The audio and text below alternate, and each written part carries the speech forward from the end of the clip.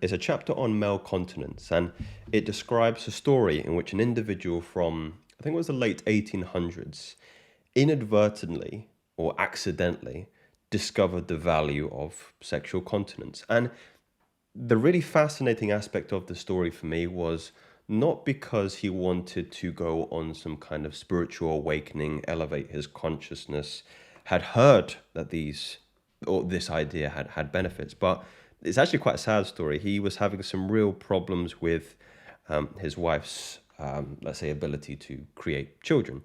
So they had 5 or 6 failed pregnancies, and they were like, look, this can't continue. This is going to kill me. So they said, let's just not have sex anymore. This is 1800s, remember, late 1800s. So no contraception as far as I'm personally aware.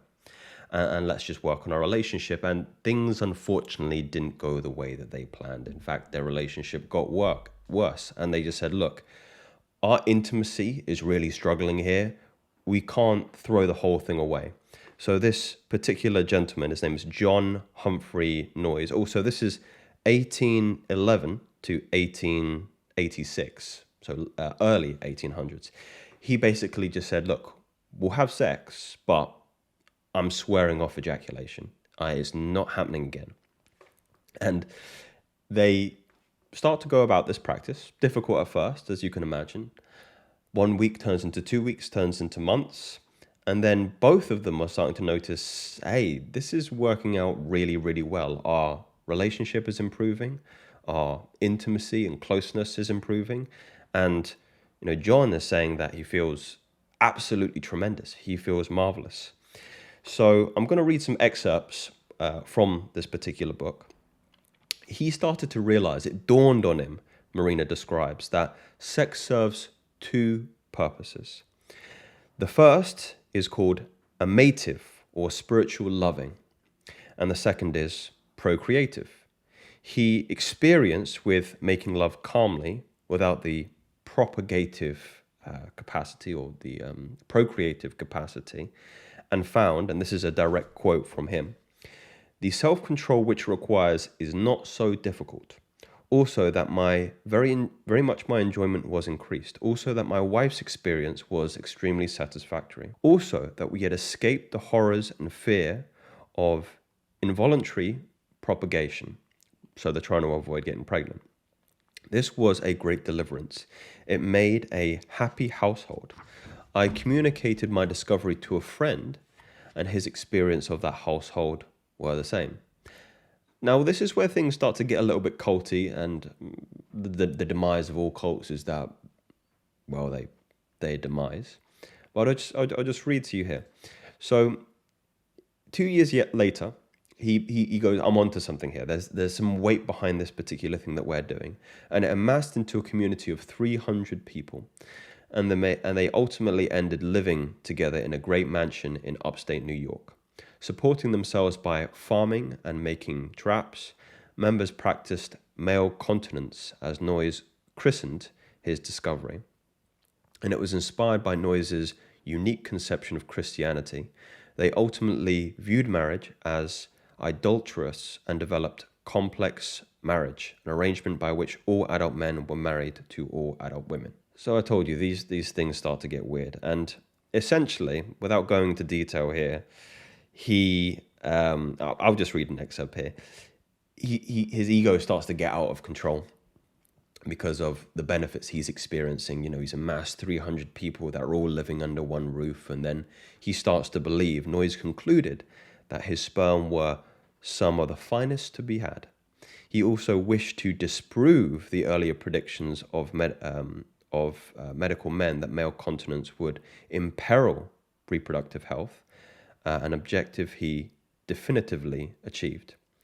Predictably, however, engaging in orgasmic sex distorted his thinking without his awareness.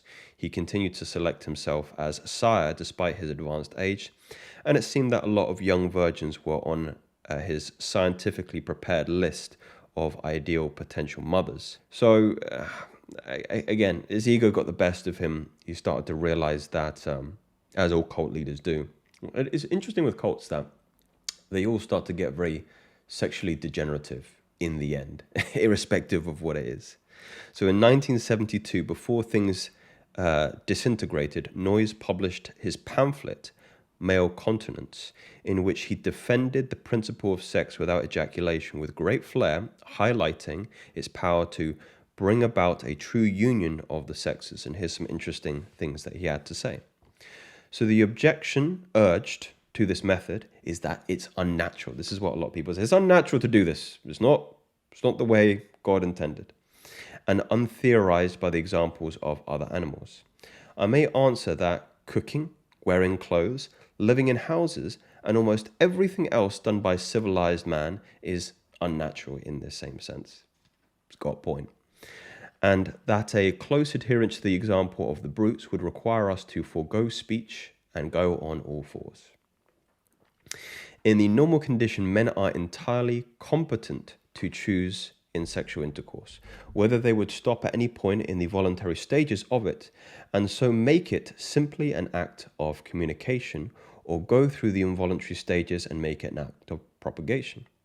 The situation may be compared to a stream in the three conditions of a fall: the course of the rapids above the fall, and the still water above the rapids. The skillful boatman may choose whether he will remain in the still water, or venture more or less down the rapids, or run his boat over the fall. But there is a point on the verge of the fall where he has no control over his course, and just above that there is a point where he will have to struggle with the current in a way which gives his nerves a severe trial, even though he may escape the fall. If he is willing to learn, experience will teach him the wisdom of confining his excursions to the region of easy rowing, unless he has an object in the view that is worth the cost of going over the falls. So I really like this analogy. I'll pass this out as simply as I can. He's making the point that there are certain outcomes to this particular process, and individuals who are uninitiated by the things that we speak about on this channel only view sex through one lens, which is pleasure and procreation. That's the only purpose it serves, and that's kind of the analogies he's making to the rapids there, right? You go down the rapids, there's only one outcome.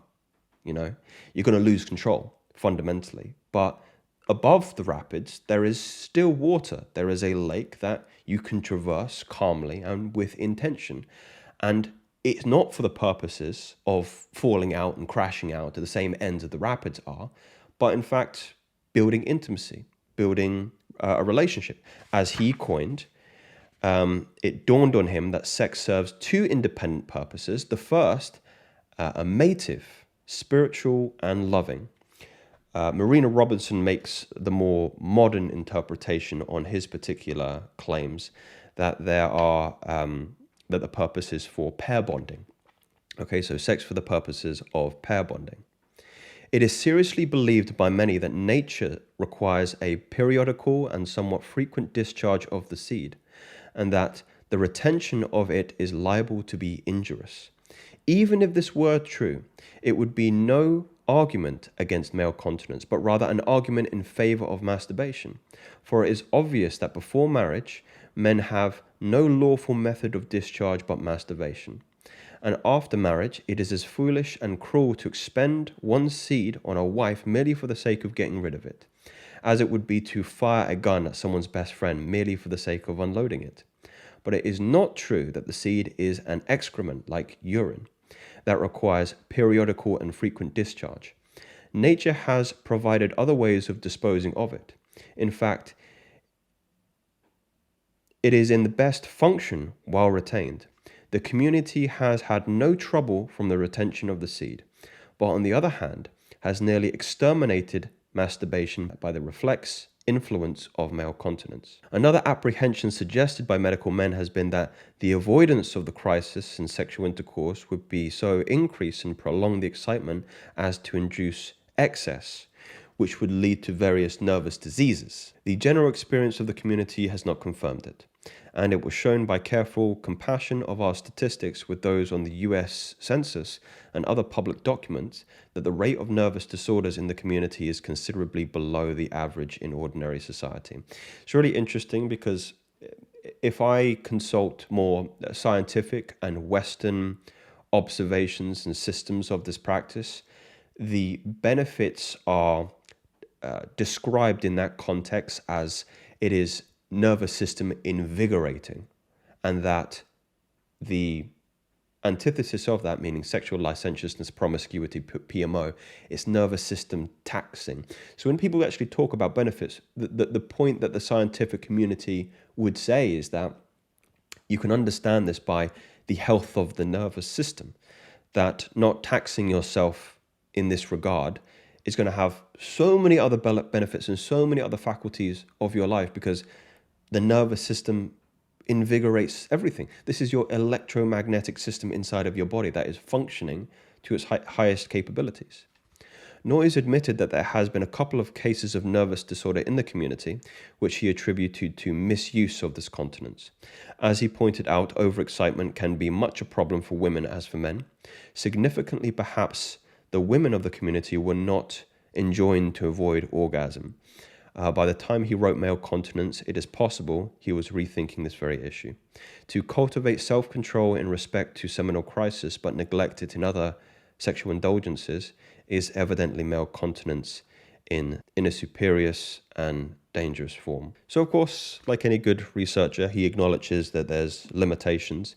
Interesting last point is Marina makes the case that the reason that this book is so interesting is because it also talks about, and I know we talk, obviously it's masculine theory, so I'm not going to draw too much attention to, let's say, the women's personal experiences, but she is of the same opinion that a woman who is experiencing orgasm to excess experiences repulsion in the... I know this sounds strange, but there are anecdotes in this, and I can go over this if you want, just let me know in the comments, but there are anecdotes from women in this book quoted that share their personal experiences of, disgust, of mistrust, of essentially just relationship breakdown if the sexual energy that is exchanged in the relationship is always to the point of orgasm and overexcitement.